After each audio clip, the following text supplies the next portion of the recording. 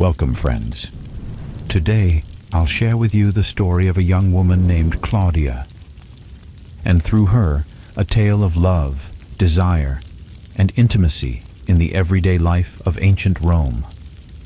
Together, we'll uncover her hidden journal, revealing gentle glimpses into her relationships, emotions, and quiet secrets. If you enjoy this kind of storytelling, we warmly invite you to save our channel. Click subscribe so you won't miss any of the stories still to come. Every day brings a new voice from the past. Let us know in the comments what kind of story you'd like to hear next, or which part of history fascinates you most. Now, make yourself comfortable, clear your mind, and let us gently travel together back through time. When Rome falls silent and the Tiber glistens like dark glass, names emerge from the shadows, names that never became famous. Today, we softly speak one of them, Claudia. Daughter of an old patrician family, a girl who liked to hide in the colonnade and listen to the orators when they thought no one was listening. Her life was not a chronicle of battles or arenas. It was the quiet breath of everyday life, the scent of time, the touch of silk, the rustle of wax tablets. Close your eyes.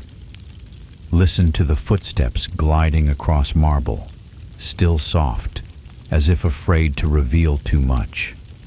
In this story, there are no triumphant fanfares. Only the rustling of leaves and muted laughter in the twilight of the atrium. That's where Claudia's song begins, and today I'll accompany it in a whisper.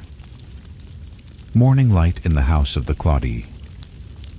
The first light touches a fresco of a nymph, and the ochre begins to glow gold. Claudia opens her eyes slowly, as if wanting to stay a bit longer in the dream, where saffron flowers painted her feet in purple. Her bare foot slides onto the mosaic floor. The cold stones awaken her mind. On the table, a carafe of rosewater waits, its surface still dancing with delicate petals. Her servant Damaris combs Claudia's hair. Long, dark strands gleam in the dim light as the scent of olive oil blends with mint. Claudia leans toward the window. The street is still nearly empty. Only a bread seller carries fresh loaves, with fine dust dancing on his shoulder. In that moment, she recalls her mother's words. A day begins fairly only when greeted in silence. So Claudia remains quiet. She watches the shifting shapes of shadows on the columns and silently reviews her tasks for the day. A short visit to the baths, and then embroidery on a white tunic, which might soon bear the colors of a wedding. Of men and letters. Morning is a time for words, written, unspoken, sealed in wax. Claudia's hand gently presses the bronze stylus into the tablet. Dulcis Lucius. She writes the name too slowly, as if each letter carried the weight of smiles she hasn't yet dared to offer. Lucius, a young orator with a pristine toga and pockets full of Virgil. Claudia bows her head. A sunbeam paints an amber line across her neck. Damaris smiles softly. She knows well that wax tablets can hide more fire than a marriage bed. Between the lines rises the scent of parchment. Somewhere next week, Lucius will hold it close and breathe it in. But for now, silence. Claudia seals the message with a simple imprint of an olive sprig, a symbol of peace and of loyalty. Then she places the tablet into a low wooden box, as if tucking a secret in for sleep. And even now, the scent of wax stirs a memory of yesterday's banquet, where the young man recited Ovid and his eyes shone like well-lit lamps. How a girl is given. Betrothal. The word sounds like sandals on the forum, firm, rhythmic. Claudia's father accepts a golden ring from Lucius's family, the one that will one day circle her finger. The girl stands aside. She knows she must not speak, yet her eyes say everything. A small mirror in her hands reflects her mother's red tunic, her uncle's white toga, and the deep blue sky that suddenly feels unusually vast. Preparations begin at once. The seamstress unrolls bundles of wool to be bleached with salt by morning. Damaris runs her fingers along the hem, sewing in myrtle leaves so that their fragrance may follow Claudia into her new household. Wedding day.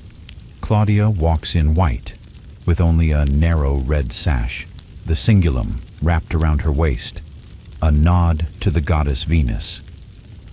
The Roman priest speaks the words, Ubi tu Gaius, ego Gaia. Where you are, Gaius, I am Gaia.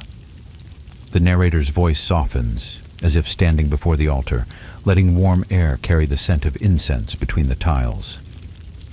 Now and then, someone in the crowd coughs or mutters about the cost of wine. But in Claudia's chest, only a slow heartbeat remains. The ceremony belongs to the families, but the night to come belongs to just the two of them. Love in marriage. The first days after marriage are like walking on a gently bent reed, cautious, springy, sometimes surprisingly fragile. At night, the house is nearly sacred in its silence. Lucius dislikes cold sheets. For a while he stays distant, then pulls Claudia closer, letting body heat bridge the still untaught language between them. In the morning, they share bread dipped in olive oil. They speak of plans, but under the table, their ankles meet. Quiet proof that marriage is more than the keeping of estates. From the open window, rosemary fills the air, and by the wall, a lazy cat watches the new couple, as if guarding their dream, though already half asleep himself. Body and delight, in the privacy of Roman women. Public baths have their noise. The private ones in the Claudii household sing only one note, the murmur of bare water. Claudia slides into a copper basin, lavender oil forming soft circles across the surface. Damaris sprinkles in grains of salt from Ostia. Sunlight passing through severe ionic columns bends in the rising mist. The narrator slows each sentence, letting the drops fall in rhythms that almost echo a heartbeat. Claudia runs her hand along her arm and remembers Ovid's advice, that women should adorn their natural beauty with subtlety, better to charm with wit than the harsh shine of jewels. As she dries under linen cloth, Damaris ties a thin red thread around her wrist, a protection against the evil eye. And so, in the silence of the bath, the pleasure of purity mingles with reverence for gods who once created tenderness itself. Gardens of memory. The years pass like water in an aqueduct, unyielding and yet so light. Claudia walks through the garden of her husband's country estate. A stem of lavender breaks beneath her touch, releasing a familiar scent that recalls her wedding night. A hawthorn bush bears tiny white flowers. The old Romans believed it warded off evil spirits. Claudia lets one bloom rest on her palm before she drops it into the fountain, where it spins softly like a slow carousel of time. Somewhere beyond the wall, Lucius and their young son laugh as they practice the lines of Latona. Claudia closes her eyes. She sees herself as a girl, writing Lucius's name into wax for the first time. The garden is still, but memory smells fresh, like love sown in soil, ready to bloom again. Conclusion: silence and time. And so Claudia's story ends in the same silence where it began. It does not dazzle with triumph or blood. but instead brushes us with gentleness, the kind history often forgets. At midnight, the wind carries time through the empty atrium. Wax tablets lie sealed, their words forever closed.